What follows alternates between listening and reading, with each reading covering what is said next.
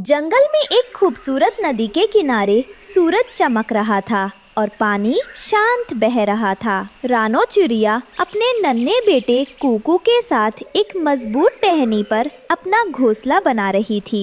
कुकू अभी बहुत छोटा है। देखो कुकू, ये कितना सुंदर घर होगा हमारा। यहाँ पानी भी है और ठंडी हवा भी। अब हमें कोई चिंता नहीं होगी। माँ, अच्छा घर, मैं यही खेलूंगा। हाँ मेरे बच्चे, यही खेलेंगे। कछुआ दादा धीरे धीरे नदी के किनारे आते हैं और रानो के घोंसले को देखते हैं। वह बहुत बूढ़े और ज्ञानी लगते हैं। बेटी रानो, ये घर बहुत सुंदर है, पर मुझे कुछ कहना है। जी दादाजी, बताइए। ये नदी जितनी शांत दिखती है उतनी है नहीं। मैंने इसके कई रूप देखे हैं। जब पहाड़ों पर जोरदार बारिश होती है तो ये किसी को नहीं बख्शती। मेरा अनुभव कहता है आप थोड़ा ऊपर जंगल में घर बना लो, वो ज्यादा सुरक्षित रहेगा। दादाजी, आपकी चिंता के लिए धन्यवाद, पर ये जगह इतनी प्यारी है और पानी तो बहुत शांत है। मुझे नहीं लगता ये कभी इतना गुस्सा होगा। मैं यही रहना चाहती हूँ। ठीक है बेटी, जैसी आपकी इच्छा, लेकिन सावधान रहना। कुछ दिन बीत जाते हैं। रानो और कुकू अपने नए घर में बहुत खुश हैं। कुकू अब थोड़ा बड़ा हो गया है और उड़ना सीख रहा है। रानो उसे बड़े प्यार से उड़ना सिखा रही है। पंख फैलाओ कुकू, ऐसे। 1 2 3, अब उड़ो। माँ, मैं उड़ रहा हूँ।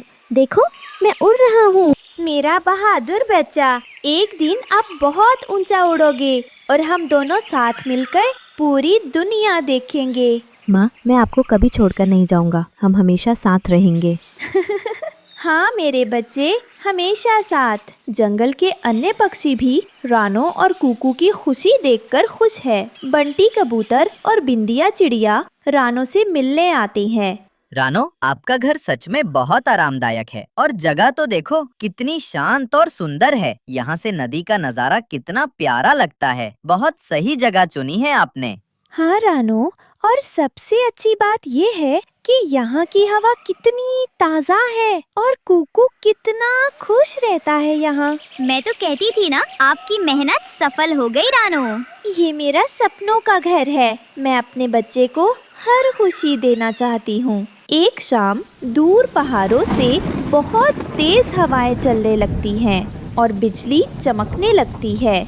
आकाश में काले बादल छा जाते हैं। जंगल के जानवर और पक्षी अजीब आवाजें निकालने लगते हैं। लगता है आज रात बहुत भारी बारिश होगी। हमें अपने घोंसले मजबूत कर लेने चाहिए। मुझे बहुत डर लग रहा है।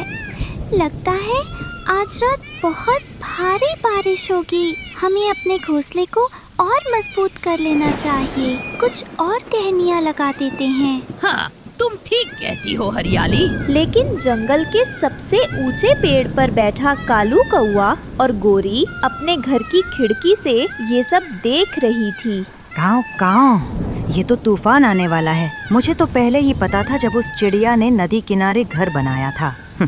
अरे नदी किनारे कभी भरोसा नहीं करना चाहिए। नदी माँ होती है तो सौतेली माँ भी बन जाती है। लेकिन उस बेचारी रानो और उसके नन्हे बच्चे का क्या होगा? वहीं पास के एक पुराने पेड़ की खो में बने बंटी कबूतर के घर में भी चिंता का माहौल था। गुटरगू, ये तो प्रलय जैसा लग रहा है। सारे दरवाजे और झरोखे बंद कर दो बबली। मुझे तो रानो बहन की बहुत चिंता हो रही है। उनका घर तो बिल्कुल नदी के पास है। पानी का एक तेज बहाव भी उनके लिए खतरनाक हो सकता है। हाँ, तुम सही कह रही हो। काश उन्होंने कछुआ दादा की बात मान ली होती। रात हो जाती है। रानो और कुकू अपने घोंसले में सो रहे हैं। बाहर तेज हवा चल रही है और दूर पहाड़ों में मूसलाधार बारिश हो रही है, जिससे नदी का जलस्तर तेजी से बढ़ रहा है। माँ, डर लग रहा है। सो जाओ मेरे बच्चे, माँ आपके पास है। डरने की कोई बात नहीं। देर रात नदी का पानी बहुत तेजी से बढ़ जाता है। पानी का बहाव जोरदार हो जाता है। रानो का घोंसला जिस टहनी पर था वो पानी में डूबने लगती है। अरे पानी, ये इतना बढ़ कैसे गया? माँ, माँ, चुप रहो कुकू, डरो मत। जिस टहनी पर उनका घोंसला था वो अब पानी में हिचकोले खा रही है। अचानक एक बड़ी लहर आती है और टहनी टूटकर तेज बहाव में बहने लगती है। घोंसला भी अब पानी पर तैर रहा है। नहीं, हमारा घर। हम डूब रहे हैं माँ। नहीं डूबेंगे मेरे बच्चे, मैं हूँ ना। घोंसला तेज बहाव में बहता जा रहा है। रानो अपनी पूरी ताकत लगा रही है कि वह किसी तरह घोंसले को सुरक्षित किनारे ले जाए। कुकू अभी ठीक से उड़ नहीं सकता था। वह डर के मारे रानो से चिपका हुआ है। कुकू, मेरी पीठ पर बैठो, कसकर पकड़े रहना। माँ, मैं डर रहा हूँ। रानो उसे अपनी पीठ पर बिठाने की कोशिश करती है। एक विशाल लहर आती है और उनके घोंसले को पलट देती है। रानो और कुकू दोनों पानी में अलग अलग हो जाते हैं। रानो पानी में छटपटाती है। अपनी जान की परवाह किए बिना वह कुकू को ढूंढने की कोशिश करती है। कुकू, मेरे बेटे, आप कहाँ हो? माँ, माँ। रानो देखती है कि कुकू एक लकड़ी के टुकड़े को पकड़कर बह रहा है और किनारे से ज्यादा दूर नहीं है। रानो अपनी पूरी ताकत लगाकर कुकू की तरफ बढ़ती है। जैसे ही वह कुकू के पास पहुंचती है, वह अपनी चोंच से उस लकड़ी के टुकड़े को जिस पर कुकू है किनारे की तरफ धक्का देने लगती है। मेरे बच्चे, तुम्हें जीना है, तुम्हें जीना होगा। कुकू किनारे आ जाता है, लेकिन इस कोशिश में रानो खुद बहुत थक जाती है और तेज बहाव में नदी के बीचों बीच चली जाती है। एक बड़ा भंवर उसे अपनी चपेट में ले लेता है और रानो नदी की लहरों में ओझल हो जाती। सुबह होती है, नदी शांत हो चुकी है, जैसे कुछ हुआ ही ना हो। सूरज निकल आया है। डरा सहमा भूखा प्यासा कुकू झाड़ियों से बाहर निकलता है। उसका छोटा सा दिल अपनी माँ को ढूंढ रहा है। वह हर जगह अपनी माँ को पुकारता है। माँ, माँ, आप कहाँ हो? मुझे डर लग रहा है। उसे बस नदी का किनारा, टूटी हुई टहनियाँ और अपना टूटा हुआ सपनों का घर दिखाई देता है। कछुआ दादा दूर से ये सब देखकर चुपचाप आंसू बहाते हैं। कुकू अपनी माँ के लौटने का इंतजार करता रहता है, इस उम्मीद में कि वह वापस जरूर आएगी। रानो की ममता नदी की लहरों में हमेशा के लिए एक अनकही कहानी बनकर रह जाती है। बहुत समय पहले की बात है। एक खूबसूरत हरियाली से भरा जंगल था। उसी जंगल में रहती थी एक छोटी सी रानो चिड़िया। रानो चिड़िया एक पुराने टूटी फूटी घोंसले में रहते रहते थक गई थी। सुबह से शाम तक की भूख और बर्फीली रातें सब कुछ उसे तंग कर चुका था। ओह, ये घोंसला कब तक झटपट टूटेगा? पत्तों से कब तक छपड़ी ही मेरा आशियाना बनेगी? मैं चाहती हूँ कोई मजबूत घर हो जो बारिश, ठंड, धूप में सुरक्षित रहे। एक दिन अचानक बहुत जोर की हवा चली, बादल छा गए, बारिश बरस पड़ी। रानो कांप रही थी। चारों ओर पानी भर गया, घोंसला बह गया। अल्लाह, दया कर, ये तूफान जल्दी ठहर जाए। मैं कहीं सूखा और सुरक्षित आश्रय चाहती हूँ। तभी उसे दूर से एक बूढ़े यानी उल्लू की आवाज सुनाई दी। तू क्या कर रही है रे छोटी चिड़िया इस बुरी आंधी में? मुझे कोई सुरक्षित घर नहीं है उल्लू जी। मेरा घोंसला बह गया, कहीं ठिकाना ही नहीं है। आंधी खत्म हो जाएगी, लेकिन तू नहीं रोकेगी किस्मत की डोर। चल, मैं जानता हूँ, जंगल में एक जगह है जो अक्सर लोगों ने नहीं देखी। वहाँ की मिट्टी अद्भुत है, जादुई है, मिट्टी का घर बनाने को पर्याप्त। यदि तू वहाँ पहुँच सके तो तेरा जीवन बदल जाएगा। जरूर उल्लू जी, मैं जा सकती हूँ, लेकिन रास्ता कैसे है? वो जादुई मिट्टी कहाँ मिलेगी? अगले दिन अंधेरी सी सवेरे रानो उड़ने लगी। जंगल के गहरे हिस्से में पहुंची, जहाँ पेड़ों की शाखाएं इतनी झुकती थीं कि पत्तों के बीच से धुंध छितरी हुई थी। रानो ने अपने पंख फैलाए और हवा काटते हुए चली गई। रास्ते में उसे मिला एक बोहरा के पेड़ के नीचे बैठा एक बड़ा कछुआ। नमस्ते अंकल, क्या आप जानते हैं जादुई मिट्टी का कोई स्थान जहाँ से मैं सुरक्षित घर बना सकूं? अरे हाँ बेटिया, चिड़ियों ने सुना है ऐसी कहानियाँ। कहते हैं जंगल के पश्चिम दिशा में एक गुफा है जिसमें जिंदगी की मिट्टी दबाई हुई है। वो मिट्टी जहां से बना घर मौसम के हर थपेड़े सह सकता है, लेकिन रास्ता सरल नहीं है। घने कांटेदार झाड़ियों, तीरधार पत्थरों से भरा इलाका है। मैं कठिनाइयों से डरती नहीं हूँ मितेश अंकल। कृपया मुझे बताएं कि कैसे जाऊं वहां तक। पहले इस पहाड़ी की तलहटी से उतरना होगा जहां पानी की धारा है। फिर उत्तर की ओर एक झरने से गुजरोगी। झरने के ठीक ऊपर एक पत्थर है बड़े चिन्ह वाला। उसके पास मिट्टी उतनी ही नरम है कि हाथ में चमचमाती लगेगी, लेकिन सावधान रहना, 2 काले सांप वहां रहते हैं। मैं सावधान रहूंगी। सांप से डर नहीं लगता, पर जरूरी है कि मुझे वहां जाऊं। आप कृपया मेरी मार्गदर्शिका करें कछुआ अंकल। ठीक है, मैं 2-3 पहियों तक साथ चलूंगा, लेकिन उसके बाद तुम्हें अकेले ही जाना होगा। यहाँ कुछ रस्सियां ले आओ, रास्ता फिसलन भरा है। रानो ने नदी पार की, झरने से ऊपर चढ़ी। रास्ता पथरीला और कांटों भरा था। होठ फड़कती थी, पंख थक रहे थे। एक पंख टूट जाए तो क्या होगा? लेकिन मैं थमूंगी नहीं। जादुई मिट्टी पाने से मेरा घर मजबूत बनेगा। उसने देखा एक सांप छुपा हुआ है पत्थर के नीचे। सांप ने अचानक सिर निकाला और जहरीली हंसी दी। तू यहाँ क्या कर रही है छोटी चिड़िया? क्या तू सोचती है कि ये घर तुझ जैसे कीमती चीज है? मुझसे मत छेड़। मैं सिर्फ अपना घर बनाना चाहती हूँ, बारिश, ठंड, धूप से सुरक्षित रहने को। तू कितनी निर्भीक है, लेकिन ये मेरी जमीन है। मैं तुझसे नहीं डरता। मैं भी डरती हूँ, पर मेरा घर महत्वपूर्ण है। मैं अपनी मेहनत से, अपने पंखों से, अपनी इच्छा शक्ति से यहाँ तक आई हूँ। ये चिड़िया साहसी है, मैं उसको तोड़ नहीं सकता। और सांप वापस रेंग गया गहरी झाड़ियों में। रानो ने सांस ली, आगे बढ़ी। झरने के ऊपर वाले चिन्हित पत्थर तक पहुंच गई। वहां उसने देखी मिट्टी, लाल सर गुलाबी रंग की, नरम, ठंडी और कुछ तरह से चमचमाती। उसने मिट्टी को अपने पंजों से छुआ। ओह, ये कैसी मिट्टी है? इतनी नरम, इतनी ठंडी, इतनी जिंदा सी। तभी एक धीमी सी आवाज आई, जैसे मिट्टी में से कोई बोल रहा हो।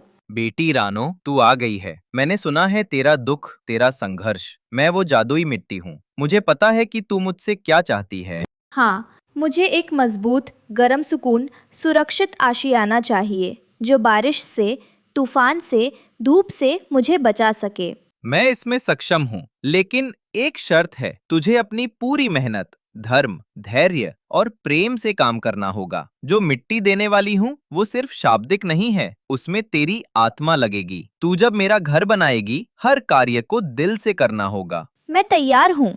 मैं अपने पंखों से, अपने पैर, अपने मन से सब कुछ करूँगी। मुझे ये अवसर दो। रानो ने मिट्टी उठाई, पानी से लिलाई, छोटी छोटी ईंटों सी अस्थायी ब्लॉकों की तरह ढाली। उसने पत्थरों से आधार बनाया, घास से छत की सजावट की और छोटे छोटे छेद खिड़कियों के लिए बनाए ताकि हवा आए पर कि ठंड या बरसात अंदर ना फैले। इधर थोड़ी मिट्टी, उधर थोड़ा पानी। ध्यान से दबाऊं, यहाँ कोने को सुचारू करो, पत्तों से छत को ढके, छेदों को अच्छी तरह बंद करे। रात हो गई, चांदनी आई। रानो ने देखा कि उसका घर पूरा बंद जाएगा, लेकिन एक रात अचानक जोर की ठंडी हवा चली। बारिश की बूंदें बेमियाद टपकने लगी। क्यों? बारिश इतनी तेज क्यों हो रही है? कहीं छत से पानी अंदर न आने लगे। मैं डरती हूँ। रुक बच्ची, हिम्मत रख। तूने मेहनत की है, मैं तुझे धोखा नहीं दूंगी। बारिश का पानी तेरे घर को ठीक करने का मौका है। जहाँ कमी हो वहाँ भर ले। ठीक है, मैं लगाती हूँ घास की एक और परत। छोटी छोटी पत्तियाँ गीले मोड़ों को अंदर नहीं आने दूंगी। रानो ने चट्टानों के बीच से कुछ बड़े से पत्ते तोड़े, छत पर रख दिए, किनारों को कस कर पैरों से दबाया और मिट्टी की लकीर से दरारों को भरा। बारिश धीमी हुई, फिर शांत हो गई। सुबह हुई। सूरज की पहली किरणों ने घर को सुनहरा कर दिया। रानो उठी, अपनी नई छत से बाहर झांकी। ओह, मेरा घर कितना सुंदर, इतनी मजबूती, इतनी शांति। अब मैं बारिश से डरूंगी नहीं, तूफानों से नहीं कांपूंगी। बधाई हो रानो, तूने मेरा भरोसा निभाया है। ये घर तेरा है। तुमने कठिनाइयों में धैर्य दिखाया, प्रेम दिखाया। ये घर सिर्फ तेरा आशियाना नहीं, तेरी आत्मा का प्रतिबिंब है। बहुत बहुत धन्यवाद। मुझे अब पता है कि असली जादू मेहनत और विश्वास में है। ये घर मुझे सिर्फ आश्रय नहीं देता, ये मुझे आत्मसम्मान देता है। नमस्ते रानो दीदी, मुझे सुना है तुमने एक अद्भुत घर बनाया है जादुई मिट्टी से। क्या मैं देख सकता हूँ? बिल्कुल, अंदर आओ। ये दीवारें ठंडी हैं लेकिन गर्माहट देती हैं। ये खिड़कियाँ खुली खुली हवा आने देती हैं। ये छत मजबूत है, धूप और बारिश दोनों से बचाती है। समय बीतता गया। रानो का घर जंगल में एक मिसाल बन गया। सभी पक्षियों को पता था कि एक छोटी चिड़िया ने अपने संघर्ष, डर और उम्मीद से कैसे एक मजबूत आशियाना बना लिया। जिंदगी में सबसे बड़ी ताकत है विश्वास, मेहनत और प्यार। यदि ये साथ हों तो कोई तूफान भी तन्हा नहीं आ सकता। और इस तरह रानो चिड़िया, जो कभी टूटा फूटा घोंसला लिए कांपती थी, आज अपने अपने पंखों पर खड़ी है। जादुई मिट्टी का घर सिर्फ एक घर नहीं था, वो उसकी आशा, उसकी हिम्मत, उसकी मेहनत का प्रतीक था। गहरा जंगल, बरसात का मौसम, काले बादलों ने आसमान ढक रखा था। बिजली की गड़गड़ाहट के बीच ठंडी हवा पेड़ों को झुका रही थी, पत्तियां कांप रही थी। इसी जंगल के एक कोने में एक टूटी फूटी सी जगह में बैठी थी रानो चिड़िया अपने नन्हे बच्चों के साथ। बस थोड़ी देर और सह लो मेरे लाल, ये बारिश थमेगी। माँ ने बहुत कोशिश की पर हर बार तूफान सब कुछ उड़ा ले गया। माँ, बहुत ठंड है, पेट भी खाली है। क्या हम कभी किसी अच्छे घर में रह पाएंगे? रानो की आंखों में आंसू आ गए। वह खुद को बेबस महसूस कर रही थी। हिम्मत करके वह पड़ोसियों से मदद मांगने निकली। रानो बहन, हमारे पास भी कुछ खास नहीं बचा। बड़ी मुश्किल से बनाया है ये घोंसला। मैं तिनके मांग रही हूँ, कोई एहसान नहीं। मेरे बच्चे कांप रहे हैं, उनका क्या दोष? सच कहूँ तो तू हमेशा आखिरी वक्त पर आती है। क्यों नहीं पहले से सोचा? हम सब ने मेहनत की है, तू भी कर। रानो कुछ कहे बिना मुड़ गई। उसकी आंखें भीग गई थीं, शायद बारिश से, शायद अपमान से। तोते का घर रंग बिरंगे फूलों और तिनकों से सजा हुआ था। चारों तरफ हंसी खुशी का माहौल था। तोता भाई, बस कुछ तिनके बच्चों को ठंडी मार रही है। रानो, तू फिर आई। मेहनत करके घर बनाना सबको आता है, तू क्यों हर बार दूसरों पर निर्भर रहती है? मैंने भी मेहनत की पर हर बार तबाही आई। इस बार सिर्फ बच्चों के लिए आई हूँ। बच्चे तो सबके होते हैं, अब हर कोई तुझे अपना हिस्सा दे, ये कहाँ का न्याय है? रानो फिर चुप रह गई। जवाब में उसका मौन ही सब कुछ कह गया। रानो अब पहुंची जंगल के बुजुर्ग उल्लू दादा के पास। उम्मीद थी कि वे कुछ समझेंगे। दादा, कुछ तिनके दे दीजिए, बच्चे बीमार हो रहे हैं, आप तो सब समझते हैं। रानो, मैं तुझे कई बार समझा चुका हूँ, बरसात हर साल आती है, कब तक दूसरों पर रोती रहेगी? गलती मेरी है, मानती हूँ, मगर बच्चों की सजा क्यों? उनके लिए कुछ करिए। सच कहूँ तो यही दुनिया का नियम है, जो समय पर काम नहीं करता वो पछताता है। रानो का दिल टूट गया, लेकिन उसने फिर भी किसी को कोसा नहीं, बस आगे बढ़ गई। अब वो पहुंची गोरी कौवी के पास। वहाँ रोशनी और रंग थे, अंदर से गाने की आवाज आ रही थी। गोरी बहन, तिनके नहीं, थोड़ी दया दे दो, बच्चों के लिए आई हूँ। ओहो, फिर से वही नाटक? रानो, हम सब अपनी मेहनत से यहाँ पहुँचे हैं, तू हर बार मुंह उठाकर चली आती है। इस बार बात मेरी नहीं, बच्चों की है। तो अपनी औकात के हिसाब से जी, हमें अपनी खुशियाँ खराब नहीं करनी। दरवाजा बंद हो गया। रानो चुपचाप लौटने लगी। तभी झाड़ियों में से आवाज आई, अरे रानो, बड़ी हालत खराब है, चलो मेरे लिए दाना चुगलाओ, मैं एक कोना दे दूंगा घोंसले का। दर्द का मजाक मत बना कालू, भगवान सब देखता है। वह वहाँ से चली गई। अगली सुबह जंगल भीग चुका था। रानो थककर एक पुराने गुलाब के पौधे के पास बैठ गई। हे मालिक, अब तुझी से आस है। तूने दिया तो सब कुछ मिल सकता है। तभी पौधे से हल्की रोशनी निकली। गुलाब की पत्तियां हिलने लगीं। रानो, तेरी सच्चाई ने मुझे जगा दिया है। तू मेरे फूलों और पत्तियों से अपना घर बना ले। मैं तुझे हमेशा छुपाऊंगा। गुलाब, तुम बोल सकते हो? सचमुच? हाँ, जब दिल साफ हो तो कुदरत खुद बोलती है। ले, ये मेरा तोहफा है। रानो ने कांपते हाथों से फूलों और पत्तियों को इकट्ठा किया। देखते ही देखते वहाँ एक खूबसूरत गुलाबी घर बन गया, महकता हुआ, मजबूत और गर्माहट भरा। माँ, ये घर कितना सुंदर है। इसमें तो खुशबू भी है। ये मेरी मेहनत नहीं, तेरी दुआ और गुलाब का करम है। ये खबर जंगल में फैल गई। पक्षी हैरान थे। रानो के पास अब गुलाब का घर, वो भी ऐसा सुंदर। शायद हम सबने गलत समझा उसे। उसका दिल तो सबसे बड़ा निकला। एक रात कालू कौवा चुपचाप गुलाब के घर के पास पहुंचा। जलन उसे अंदर से खा रही थी। ये घर तो मेरा होना चाहिए था। मैं इसे चुरा लूंगा। जैसे ही उसने कांटों को तोड़ा, उसके पंख में कांटा चुभ गया। आह, ये कांटे! ये घर तो किला है। हे ईश्वर, इसे भी रास्ता दिखा। अगली सुबह पक्षी रानो के पास आए। रानो बहन, हमने तुझे समझा नहीं, हमें माफ कर दो। जब कोई टूटा होता है तभी अपनों की पहचान होती है। हाँ, मैं सब भूल चुकी हूँ।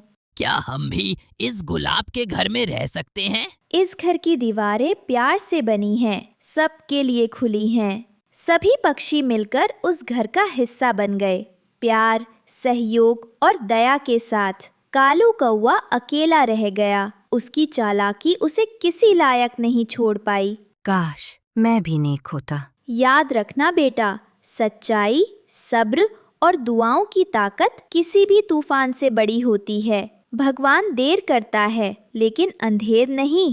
नदी के सबसे सुंदर किनारे पर ठाकुर कालू कौवे का एक शानदार 3 मंजिला घास का महल था। उसकी चमक दूर से ही दिखती थी। कालू खुद को जंगल का राजा समझता था। उसकी पत्नी गोरी कौवी स्वभाव से बहुत नरम थी, पर अपने पति के घमंड के आगे कुछ बोल नहीं पाती थी। गोरी, देखो, ये पूरा जंगल, ये नदी, सब इस ठाकुर की मुट्ठी में है। जी, पर हमें दूसरों के प्रति थोड़ी दया भी रखनी चाहिए। चुप रहो, दया कमजोर लोग करते हैं। ठाकुर सिर्फ हुक्म चलाना जानता है।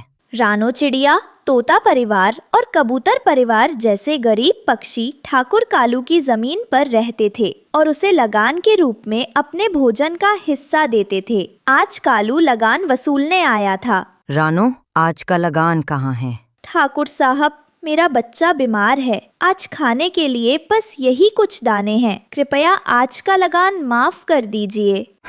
माफ? ठाकुर का नियम है, लगान तो देना पड़ेगा। कालू बेरहमी से रानो के बच्चे के हिस्से का दाना भी छीन लेता है। रानो बेबसी से रोती रह जाती है। इसके बाद ठाकुर का अगला शिकार हरिया तोता का परिवार था। हरिया तोता अपने घर के बाहर बैठा कुछ सूखे हुए फल जमा करने की कोशिश कर रहा था। उसके चेहरे पर सूखे की चिंता साफ दिख रही थी। हरिया, चलो जल्दी से लगान निकालो, मेरे पास फालतू समय नहीं है। ठाकुर साहब, आप तो देख ही रहे हैं, जंगल में सूखा पड़ने लगा है। बड़ी मुश्किल से बच्चों के लिए थोड़ा बहुत जमा कर पाता हूँ। इस बार रहम कीजिए। तो क्या सूखा पड़ा है तो मैं अपना हिस्सा छोड़ दूं? ये जमीन मेरी है, या तो लगान दो या ये जगह खाली करो। हरिया तोता जानता था कि ठाकुर से बहस करना बेकार था। उसने हाथ जोड़कर अपने बच्चों के लिए बचाए हुए थोड़े से फल भी कालू के हवाले कर दिए। लेकिन ठाकुर का अत्याचार अभी खत्म नहीं हुआ था। अब वह बंटी कबूतर के घर पहुंचा। बंटी कबूतर के घर में उसके बच्चे भूख से रो रहे थे। बंटी के पास देने के लिए एक दाना भी नहीं था। बंटी, कहाँ मर गए सब? लगान का समय हो गया है। ठाकुर साहब, बस बहुत हो गया। हमारे पास कुछ नहीं है। आप हमें मार ही डालिए, पर हम अपने बच्चों का पेट नहीं काट सकते। ये सुनते ही कालू कौवे का क्रोध 7वें आसमान पर पहुंच गया। तुम्हारी इतनी हिम्मत कि तुम ठाकुर से जुबान लड़ा? उसने बंटी कबूतर को एक जोर का धक्का दिया, जिससे बंटी जमीन पर गिर गया। जब बंटी ने उठने की कोशिश की तो कालू ने उसे अपने पंजों से बुरी तरह पीटा। बंटी की पत्नी बबली कबूतरी जब उसे बचाने आई तो कालू के गुंडों ने उसे भी धक्का दे दिया और उनके घोंसले का सारा सामान तोड़ फोड़ दिया। मत मारो, मेरे बच्चे डर जाएंगे। ये सजा है ठाकुर से जुबान लड़ाने की। कल तक लगान नहीं मिला तो तुम सबको यहाँ से निकाल दूंगा। उस दिन पूरे जंगल ने ठाकुर कालू कौवे का असली चेहरा देखा। वह सिर्फ एक लालची जमींदार नहीं बल्कि एक क्रूर अत्याचारी था। बंटी कबूतर जमीन पर घायल पड़ा था और पूरा जंगल बेबसी के आंसू रो रहा था। कुछ हफ्ते बाद जंगल में भयानक सूखा पड़ गया। जमीन बंजर हो गई और दाने का एक टुकड़ा भी मिलना मुश्किल हो गया। सभी पक्षी भूख से तड़प रहे थे। बंटी भैया, बच्चे भूख से रो रहे हैं। समझ नहीं आता क्या करे। हाँ हरिया भैया, ऐसी मुसीबत तो कभी नहीं देख। सूखे के बावजूद कालू लगान वसूलने पहुंच गया। ठाकुर साहब, रहम कीजिए, जंगल में कुछ भी नहीं बचा है, हम आपको लगान कहाँ से दें? ये मैं नहीं जानता। अगर कल तक लगान नहीं मिला तो मैं तुम सबको इस जंगल से निकाल दूंगा। उसकी क्रूरता देखकर सभी की आंखों में आंसू आ गए। अगली सुबह जंगल का एक बूढ़ा साधु पक्षी जो मौसम का हाल जानता था सबको इकट्ठा करता है। सब लोग मेरी बात ध्यान से सुनो। इस भयानक सूखे के बाद एक महाबाढ़ आएगी। नदी अपना रास्ता बदलेगी। अपनी जान बचानी है तो ऊंची पहाड़ियों पर चले जाओ। यह सुनकर सब पक्षी डर जाते हैं और अपनी तैयारी शुरू कर देते हैं। जब रानो और हरिया तोता ये खबर कालू को देते हैं तो वह जोर जोर से हंसने लगता है। पागल हो गई हो तुम सब? ये नदी मेरे ठाकुर घराने की गुलाम है। ये मेरी जमीन को छूने की हिम्मत भी नहीं कर सकती। कोई कहीं नहीं जाएगा। रानो, तोता और कबूतर परिवार कालू की बात ना मानकर रात के अंधेरे में चुपचाप अपना थोड़ा बहुत सामान लेकर ऊंची पहाड़ियों की तरफ चले जाते हैं। वे जानते थे कि ठाकुर का घमंड उन्हें ले डूबेगा। उल्लू साधु की चेतावनी सच हो गई। आधी रात को नदी में भयानक बाढ़ आ गई। पानी की ऊंची ऊंची लहरें किसी दैत्य की तरह शोर मचाती हुई आगे बढ़ने लगीं। सुनिए जी, नदी का पानी बढ़ रहा है। हाँ, साधु की बात सच हो गई। चुप रहो, कुछ नहीं होगा। पानी की पहली लहर ने कालू के घास के महल की नींव को हिला दिया। दूसरी लहर ने पहली मंजिल को बहा दिया। कालू का घमंड अब डर में बदल रहा था। गोरी, जल्दी ऊपर चलो। वह और गोरी अपनी जान बचाने के लिए महल की सबसे ऊपरी छत पर चढ़ जाते हैं। कालू और गोरी बेबसी से अपने सपनों के महल को पानी में डूबते हुए देख रहे थे। तभी कालू को नदी के पानी में वो सब कुछ बहता हुआ दिखा जो उसने गरीबों से छीना था। अनाज के दाने, बच्चों के खिलौने, और फिर उसे पानी की हर लहर में रानो के भूखे बच्चे का रोता हुआ चेहरा दिखाई देने लगा। उसे हरिया तोते की बेबसी और कबूतर की लाचारी दिखने लगी। ये देखकर उसका दिल कांप उठा। नदी उससे उसका कर्ज वसूल रही थी। सुबह जब सूरज निकला तो कालू और गोरी एक बहते हुए तिनके के सहारे एक सुनसान किनारे पर पहुंचते हैं। उनके पास अब कुछ नहीं था। वे उन पक्षियों से भी ज्यादा गरीब हो चुके थे जिन पर वे अत्याचार करते थे। तभी रानो चिड़िया और हरिया तोता वहां आते हैं। ठाकुर साहब, ये थोड़ा सा भोजन कर लीजिए। कालू की आंखों से आंसू बहने लगे। उसने अपना सिर शर्म से झुका लिया। आज प्रकृति ने उसे सिखा दिया था कि सबसे बड़ा ठाकुर समय होता है जो हर घमंड का हिसाब बराबर कर देता है। इस कहानी से हमें सीख मिलती है कि प्रकृति किसी की जागीर नहीं होती, वह सिर्फ अपना कर्ज वसूलना जानती है। घमंड और लालच से बना महल एक दिन पानी में जरूर बह जाता है।